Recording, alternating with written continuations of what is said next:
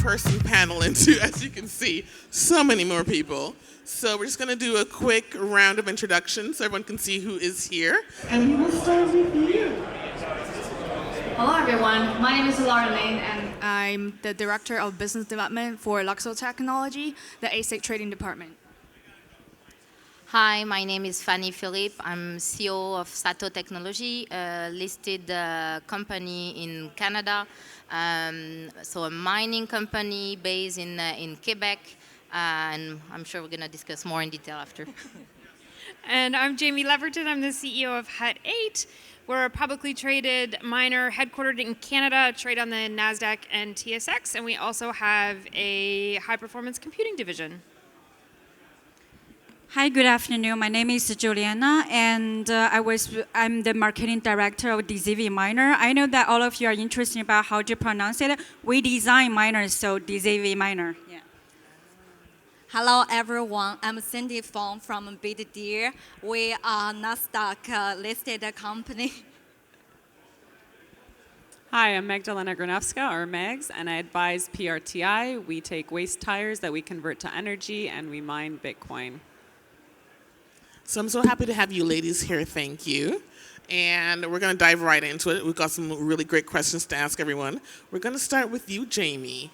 Jamie, I'm curious, what inspired you to venture into the field of crypto mining? Because I find as I talk to you, you drop a little bit of nuggets here, some nuggets there. You were on the infamous boat cruise in 2018. So I'm curious, what inspired you to jump into this field full time? You're aging me, Emma. Sorry. I was on the boat cruise too. Who here was on the boat cruise? If you know, you know. 2018, New York. New York. It was rainy, and we were trapped. I went down the rabbit hole in 2017. I spent the first 20 years of my career in traditional technology and capital markets, and really focused a lot on distressed assets and new technologies. And when I was in capital markets, I realized that was kind of the last big industry that had yet to be disrupted. It was so antiquated as far as systems, processes, tools, how they thought about customers, how they thought about the market, how they engaged with stakeholders. And so I went looking for the next big disruptor, and ultimately that's how I found Bitcoin.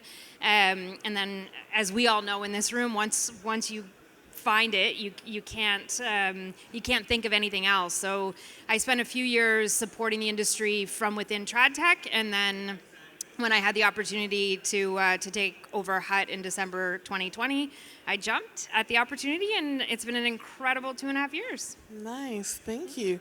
Juliana, what about you? Yeah, and the same as that Jamie joined this industry in 2017, and at that time I just graduated from university, so I thank you to Satoshi. So we have this chance to join this industry, and especially that I work very basic work at the first stage. So I received the US dollar transfer from all over the world, and that time I realized that how Bitcoin gonna to change the world. So I bought a lot of Bitcoin with my salary at that time because it is not expensive at that time. Then I keep it until now. So I love this industry. Yeah. Thank you, Juliana. And, I appreciate your answer. I will yeah. just say that you just aged me a lot.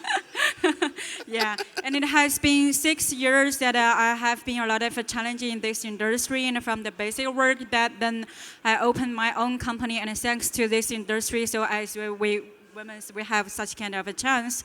And now as a marketing director, I joined the DZV Miner, and also thanks to all of the team members, so we have the chance to join this conference. Thank you. Excellent.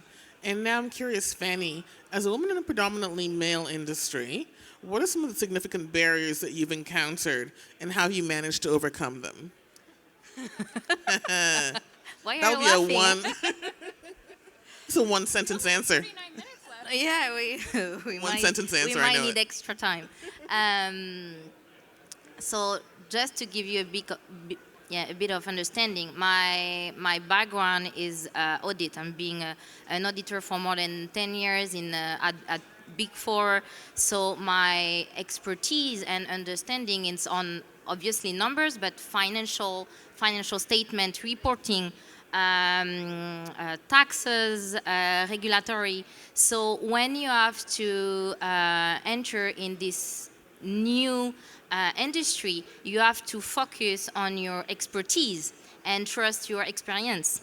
And that's, I think, where people around you gonna trust you and understand that you can add something and help this industry. One of the barriers we have today in this industry, it's very difficult to understand the numbers, so let's say the financial statement of public listed company. Because they are public, so obviously that's the one that people are gonna look and analysts gonna try to compare. And as of today, it's crazy to think that digital asset, let's say Bitcoin, are not considered as a cash or cash equivalent when you can buy 24 hours a day, 7 days a week, but not cash or cash equivalent. And this create in this financial statement big misunderstanding. And when you have this, it's going to be very difficult to have the massive adoption because analysts and institutional are troubled to understand this industry. So to go back on your question, I think the answer is focus on your expertise, make sure you explain what you can bring, and that's how you're going to, manage to make your place. That's really good because people are coming to you for lots of advice, and there's some things I know you're working on that I can't say, but like I just love how you're approaching everything. And with that in mind, Lauren, I want to hear from you. Like, how do you build a successful career in crypto mining, knowing that it requires technical expertise? What do you do to overcome that? Yeah, thank you, Emma. Actually, the answer is somewhat relevant to what just discussed, the barriers of getting into the crypto industry, the transition between different professions and expertise. For myself, I'm actually from legal background and also had strategy consulting experience at McKinsey, which before joining Luxor, I had absolutely no experience with Bitcoin mining. It would be difficult to say that I understand Bitcoin that well either. But after joining Luxor, I think I did two things. One is to get really hands-on experience on the subject matter that I'm working on.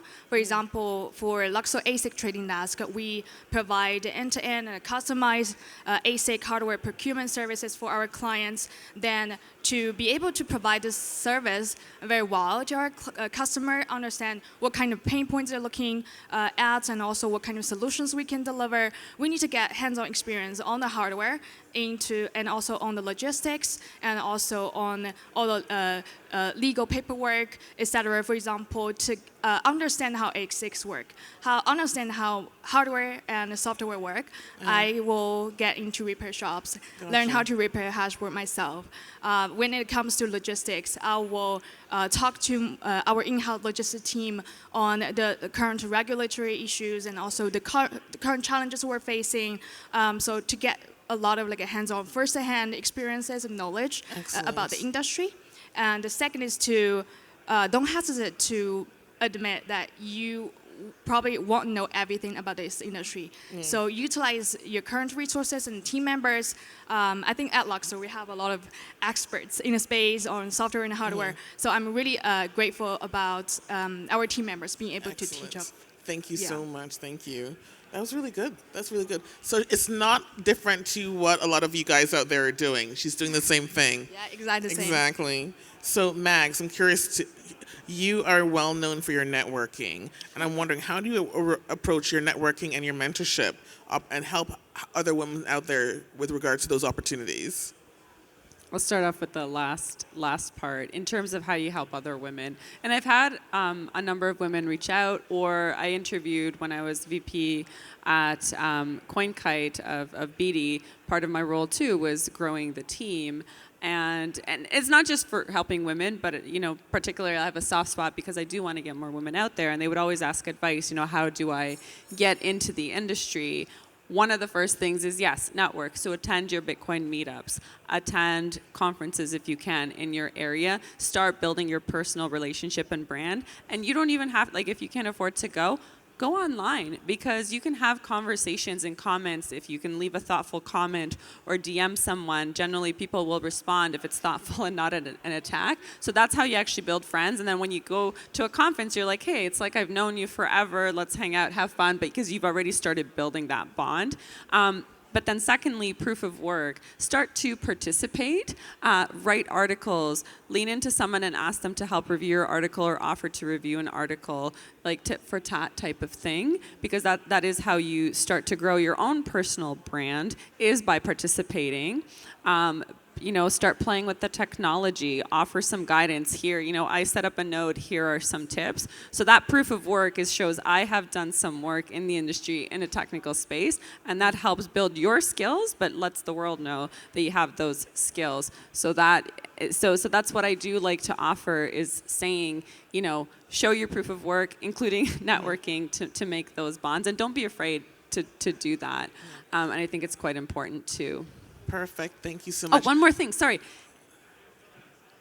It's not just us as women, but you gentlemen who are in senior roles, reach out to some of the ladies out there to offer to mentor them, because sometimes it's tips, and I think that's something that traditional industry does have internships, but I have seen some of the better organized companies, more senior companies, do offer mentorship roles to help guide career, particularly for entry-level students.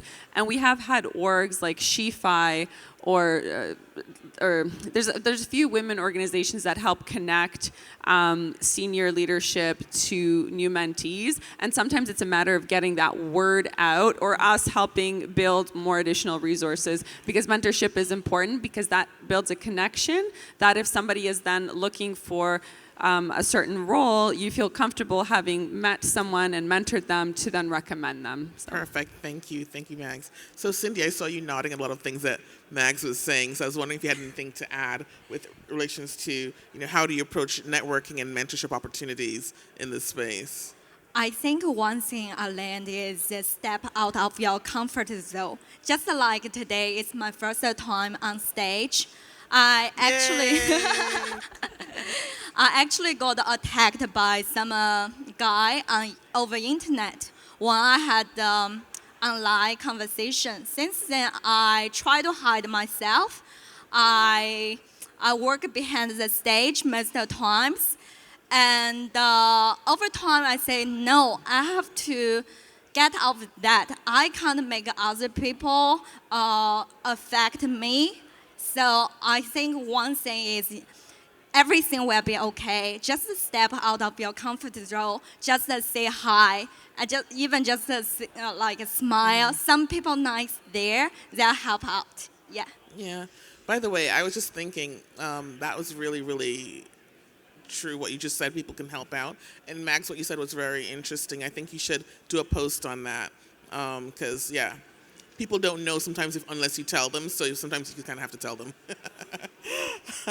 So speaking of that, Jamie, energy consumption, significant concern in crypto mining. And I know that you have some thoughts on that and you're part of some, organizations. And I'd love to hear your thoughts on this. Are there any sustainability initiatives that you're working on or that Hut 8 is working on that you can discuss? I had the privilege of being on a panel first thing this morning where we did 8:30 at 8:30 a.m. had some delicious coffee, and we spent a lot of time on that panel talking about energy. And I think historically we've thought about Bitcoin as digital gold, and more I think we're recognizing that Bitcoin's really digitized energy. And the more we focus on the energy aspect and all of the benefits that Bitcoin mining can actually bring to grid stabilization, to the transition to renewables, to monetizing stranded power, to energizing communities. The list goes on and on and on. And I think one of the things that is giving me a lot of hope over the last 12 months in particular, we're seeing people from outside of our industry actually recognize the benefits that mining has for communities, for grids. We're seeing independent work produced supporting this narrative that we've been espousing as an industry. But I think when participants in the industry talk about the benefits of Bitcoin mining and all of the good that it actually can bring to the world and to the renewables transition, people think it's self-serving and they don't really listen to us with open ears. But now that we have people from the outside that are singing the praises of the industry, I think it's really, really starting to catch on in a much more meaningful way. And I think the next cycle is going to be all about energy and all about the benefits. I think the work that's been done over the last couple of years on education is finally going to pay the dividends in this next cycle. I can hear you. Thank you. And you were just mentioning some really interesting things. And Fanny, I know that you're working on some initiatives also. Is there anything you want to add to what Jamie was saying? Yeah, and I think we could add as well that energy is one commodity, and what now people understand that we use this one commodity, let's see, one input. We have one input, and we create two outputs. We create compute power, and we create heat. So we don't have that much industry around the world where you have one in, two out. So it's another way to see the added value of this, and this heat production can be used, and we see many initiatives around this, heating building, heating pool, greenhouses, and that's actually what one thing we did since the beginning in Quebec with Sato. Since 2017, we use our heat and we send the heat to all the industrial building around us. So I think it's another added value, because when you use this heat, then potentially your neighbor or another project or businesses have no more consumption. So that's another good thing for the transition to this renewable thing. And this new way, what we can see in the past, again, 12 months, you have a university interesting in this, you have a research, and I think it's another good thing, because it's not only, as Jamie said, us trying to explain and being like pro bono teacher everywhere. It's now other people with other background that start to be interested in mining as a proxy for something else, and that's a good thing as well. And as you said, positive for, I think, the next few months. We're going to see a new vocabulary, new initiative, and hopefully government now going to understand the added value we have on the grid and for all the local businesses around us. Thank you. I really, really appreciate that. So I'm a little bit of a disturber, and so I kind of want to inject a little bit more fun into this. And by fun, I mean regulatory fun. Who here wants to talk about the fun that we're having with regulatory? And by fun, I mean capital F, capital U. Max, I'm going to start you off first. So the question is, for regulatory landscapes, we know they can vary globally, U.S. to Canada to Asia to Europe. Like, what are some of the regulatory challenges that you've seen, and how do you adapt to different environments while staying compliant, or while helping us all stay compliant? So miners have faced quite a lot of pushback, especially in the last year or two, where a number of mining bans or moratoriums came in across North America. But at the same time, you have these shining light jurisdictions like Texas or the Texas of Canada, which is Alberta, which are building kind of like safe havens and attracting miners and attracting investment because they understand the value proposition, whether it's economic or environmental benefits or grid benefits. So as a miner, you're paying attention to this landscape, and you're like, we're very different. We are mobile. Like, China ban happened, and those miners shifted jurisdictionally towards North America predominantly. But now, we're understanding that there's regulatory risk in concentration in places like Texas, because Texas did propose a recent a recent mining bill that would have been negative. So already, hash rate is starting to look at potential regulatory risk and shift to other places like the Middle East, into South and Central America, and as well, and Africa. So because we are mobile, we will shift, but at the same time, we're increasingly organizing and pushing back. Initially, the easy wins, the states that are a lot more compliant, but there is big money because we are making billions of dollars of investments in a jurisdiction, so we have a big stake. And now that we are public, there's a lot more capital available and resources to push back, to lobby, to organize. I think, too, women have this superpower where we are collaborators. We bring people together, so we're an asset in a way to bring the industry together and to fight back. Or sometimes, honestly, you just got to schmooze, right? You got to build those relationships with politicians, with local governments. So, there's a superpower. So we're doing all these things and explaining the value proposition, but honestly, it does come down to risk. And if the risk is there, we're gone. And so there's multiple ways. Either you can exit or you can fight, fight or flight, right? Yeah. I was full on having a conversation with Jamie yesterday about how do I phrase things, because sometimes I just get annoyed, you all know, right? So how do I phrase things so I don't really annoy too many people when I say things? So got some pointers there. Thank you, Jamie. I appreciate it.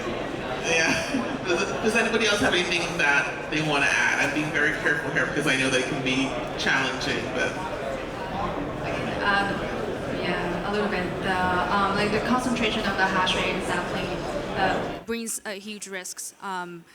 So I joined Luxor, and 2 months later, it happened the China mining ban. It means it's my first time experience understanding how dynamic and how abruptly the regulatory environment can change, like overnight. And also, when we read such changes from news, press release, that means probably the decision was already made probably 1 or 2 months ago. So because the nature of the regulatory environment and also the abrupt changes, we should utilize our network globally and also the talents globally and send teams to local to understand what are the sentiment of that country, what's the attitude towards Bitcoin mining, and also prepare ahead of it and try to decentralize the hash rate global distribution. And to add something, I think it's very important to understand that this industry, it's a mix of technology, that means innovation. Everyone is fond of innovation, no issue. Then a mix of energy, and because Bitcoin touches the money. So when you play around energy and money, then some people are scared and they want to have more rule and more regulation. But the issue is some countries want to have innovation and then trying to bring people in. And then at some point they said, oh my God, we have to do something. So building entity, companies, businesses, bringing people working in certain place, but don't without a clear limit of the sandbox, and then out of the blue, you have a moving ground, and then some rules happen.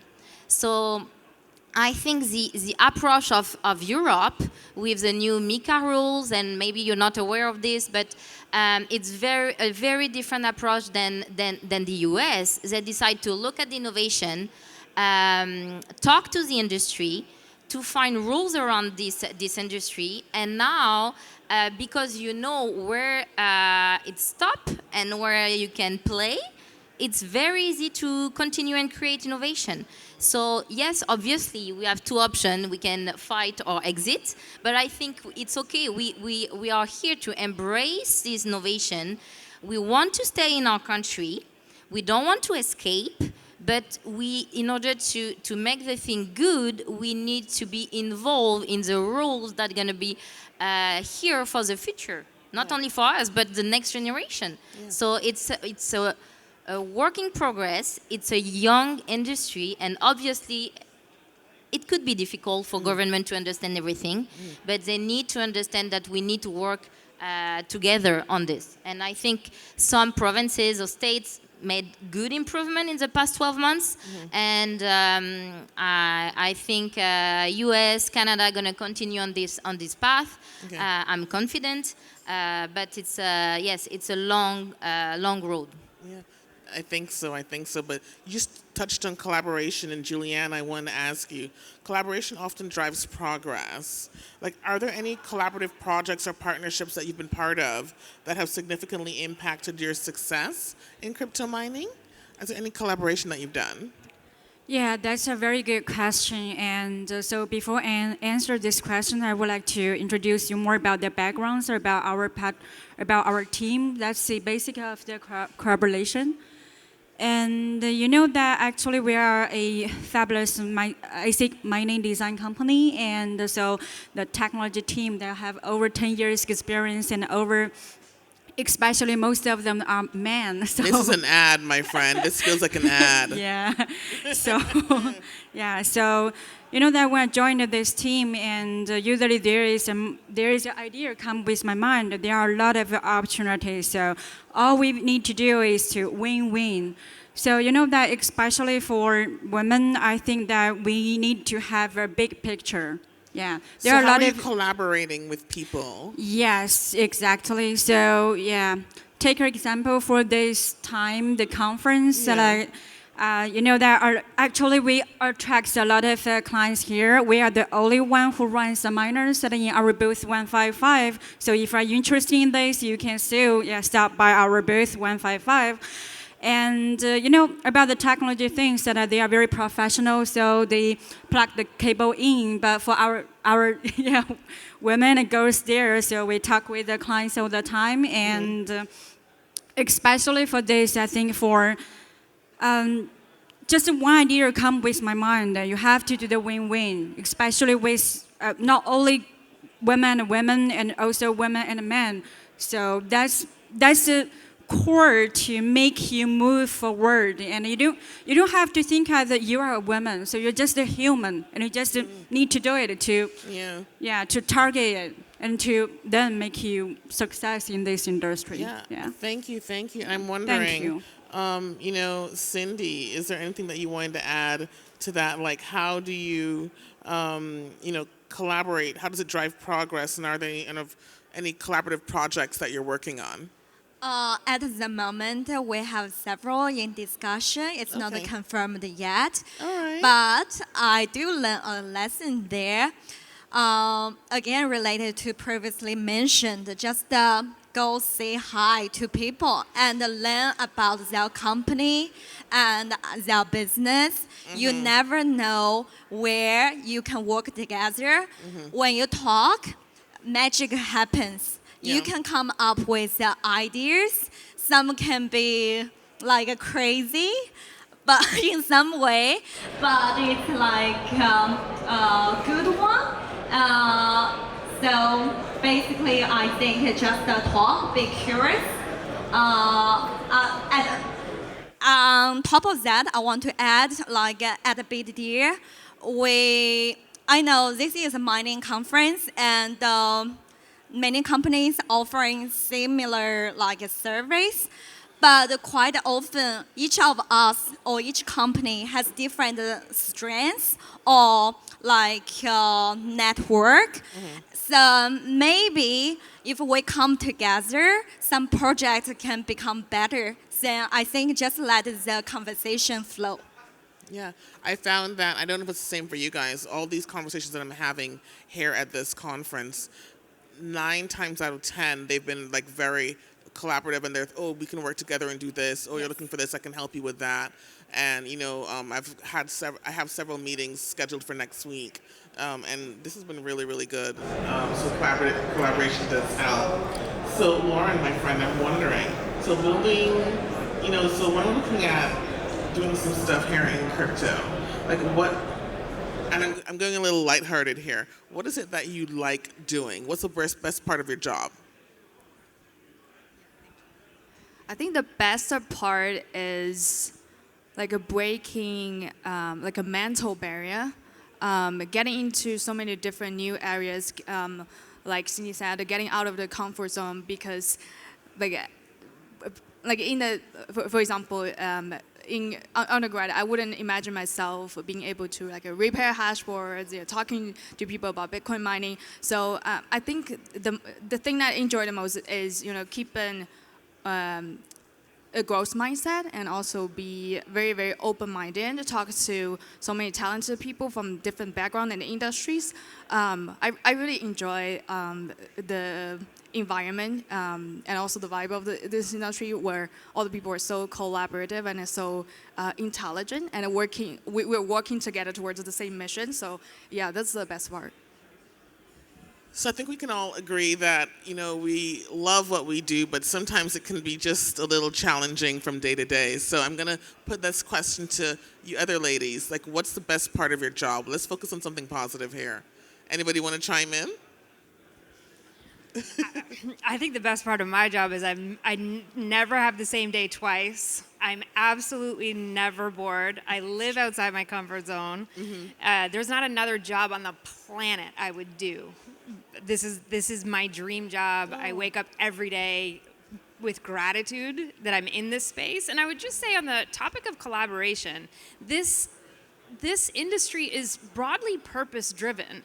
We may have different paths that brought us here, and we may have some philosophical differences in where we think it's going to go. But ultimately, we all came here because we have hope for a better future, and we see a path in this industry to get there. So I think we need to celebrate that collaborative aspect is actually in the DNA of this space, and we live it every day. I agree. Anybody else? Max? Yeah, just echoing that, I think a lot of us are here fundamentally because we believe in Bitcoin and the future that it can help build, whether it's lifting, the 2 billion that are living in authoritarian governments or the 2 billion that are unbanked, or the folks that don't have access to energy, to water. We see how our industry can help, whether it's access to payments or banking rails, or it's access to fund the infrastructure, the public infrastructure that traditionally governments or the IMF did. So we are here because we love it, and and some of us are working on, co-located renewable projects, or we're reducing the waste impact of tires. So knowing that you come in from a place of passion, and therefore you want to work, and you work really hard, and it makes you feel, I think everybody wants to do something meaningful in their life, and a lot of us find that we are doing it. That's why we're here. Same thing with me. What drew me to the industry in 2016 is still what drives me today. The people. It's the people.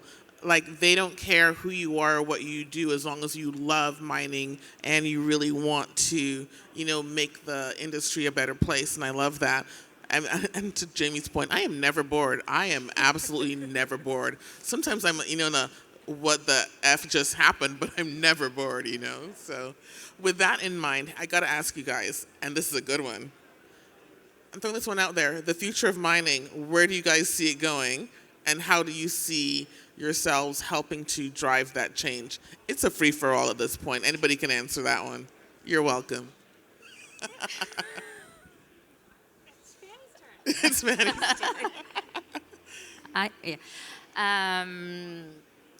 Well, we're gonna see more again collaboration, probably with energy company, banking.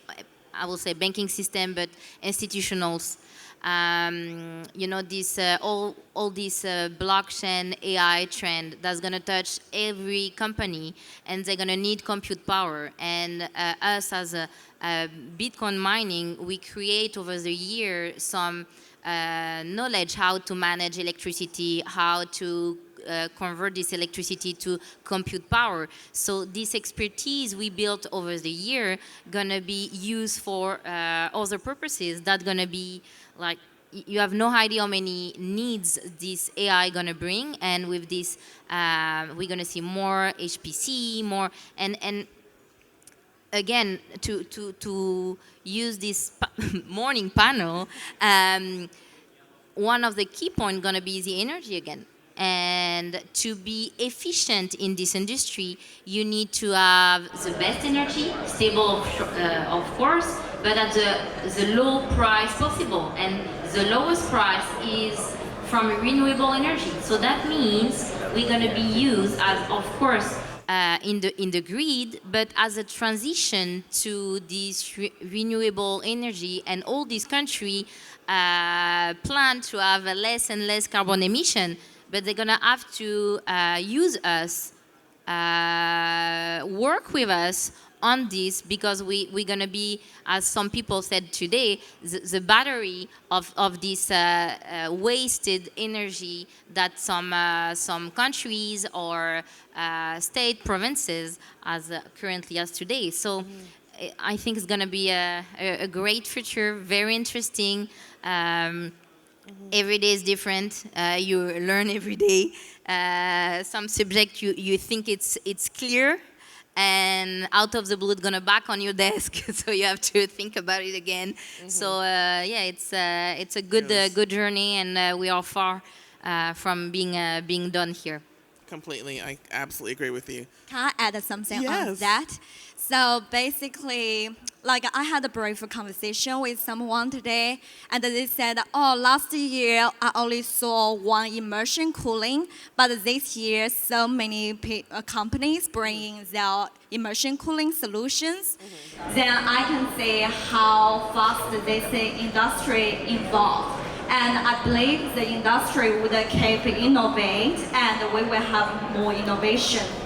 And at the same time, I think more and more we see the close relationship between like mining and energy.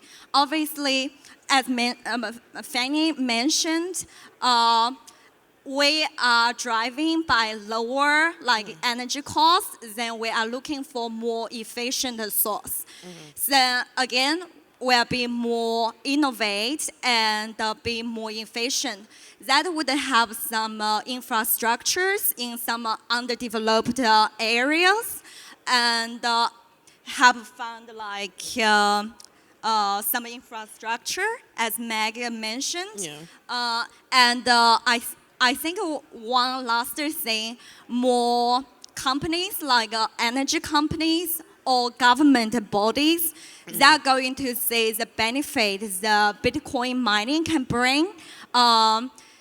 Then it's not like only say Bitcoin mining as a bad, but they can say, oh, it's actually a solution for many things. Then I'm actually quite positive. Yeah. So I am going to divert for just 1 second just to ask everybody. Obviously, you can answer if you want, and if you don't want to answer, you don't have to. We're seeing, obviously, there's a push towards renewables, and we know that it's fairly challenging to get sites like that in, countries such as the U.S., Canada, and in Europe. Would you consider going to developing countries to get the renewable energies that you need for mining? Yes? She's like, you've answered for the company. I understand. I'm kidding.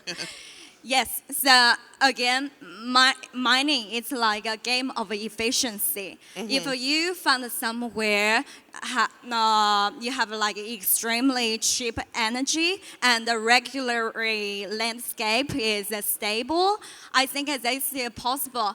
Just to give an example, recently it's not recently, we have project with Bhutan royal family. And as you know, Bhutan is like a developing country, right? We go there because they have a cheaper electricity and they're supportive, then we go. So I can say if any other regions in the world, no matter whether they are developed or like developing, if there is opportunity, we'll go. Yeah, I agree. I think it's like anything else. You've got to assess counterparty risk. And if you trust the counterparty, if the regime is stable, then there's nowhere on earth a Bitcoin miner wouldn't go. Yeah, that is so true. That is so true. I'm loving these, and we're wrapping it up right now, and I'm gonna start with Lauren. What kind of advice do you have for women who are aspiring to be in the field? So actually, I'm going to go to Juliana first, and I'll come back to you.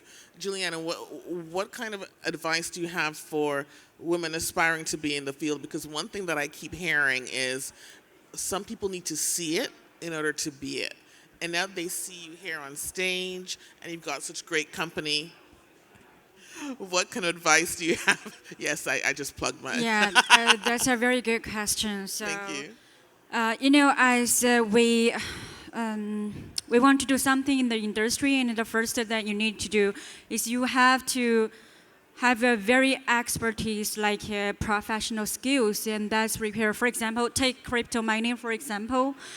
And when we mention crypto mining, so you have to know more about the mining itself and know Bitcoin. So I start with Satoshi, the Bitcoin white paper, a peer-to-peer electronic, yeah, a crypto, yeah. And this is the basic and foundation of we know about it. So, and I think, except for that, for inspiring people, that is all about human ourselves. And especially when mention these questions, I don't want to distinguish with women and men. Yeah, exactly. And so the first step is you have to know about the very professional skills and about this industry, and not only for the mining, the Bitcoin, and also, in our industries, there are a lot of lines that are like pyramid. And so the miners, the biggest two companies that are in our industry, that more than 1,000 employees, the first one is Binance, second one is Bitmain, and the second, so there are exchanges, there are miners, factories, manufacturing, and also energy companies, and also about the Web3 and NFT in the blockchain industry. Yeah, you have to know all of this. That's a basic fundamental. And except for that, I think that for we inspiring people is that we know ourselves. Yeah, when we know ourselves, then we know how we target it. Okay. Yeah. Perfect. Thank you Yeah, so thank very you. much. I appreciate it. You're next, my friend. Yeah, to build up the expertise Juliana just mentioned, I think from a mindset perspective, first of all, take initiatives. Talk to as many people as possible. If you're really interested in this area, don't be afraid of being turned down or rejected. And the second is just be stoic. Keep your end goal in vision, and don't let anything shake you. Yeah. I'd just like to add, so proof of work, you can learn a lot, start mining at home. Just start getting those valuable skills. But one thing I will say is wait a year or two, because the industry you're in will very likely start mining. If you're a farmer, you've got greenhouses that could be heated. If you have any type of pool or sauna or bathhouse, you might be heating it with miners soon. If you are in the waste management business, you have a landfill, you might be mining on methane gas. Like, we are infiltrating every single industry, whether it's district heating, the energy markets, if you're in traditional energy, electricity, oil fields, you're probably going to start mining. So, just like also have a little bit of patience. Like, we're coming. I love it. Fanny? So to jump on Max, that means this industry need lawyers, accountant, engineer, technicians. You need every single job and expertise. So don't be afraid. And it's not because you don't understand the white paper that means you cannot, and you're not a cryptograph that you cannot work in this industry. So just stay open-minded and ask questions. And you're gonna learn a lot, and you're gonna increase your knowledge and understanding. Perfect. All of us came from somewhere else. That's true. That's true. That's true. Yeah, we did. We did, and we're here now, and we're pretty happy that we are. And we're very friendly and welcoming. Yeah, that's true. We are, because we really need more people. My friend, you're not. I think we are running out of time, but I just wanted to say thank you. This time I felt comfortable, and nobody come to me and say, "Oh, that's like a silly woman. She knows nothing." I really appreciate the opportunity. We can have open discussion, and we can explore like a potential collaboration. If not now, maybe in near future. Thank you so much. Perfect, and that's a really good way to wrap everything up. Thank you guys for ladies, for being on the panel, and thank you everyone for listening. And we appreciate everything that we heard today. And if anybody wants to reach out, feel free to approach them. Otherwise, thank you guys very much. Have a good day. Thanks, Emma.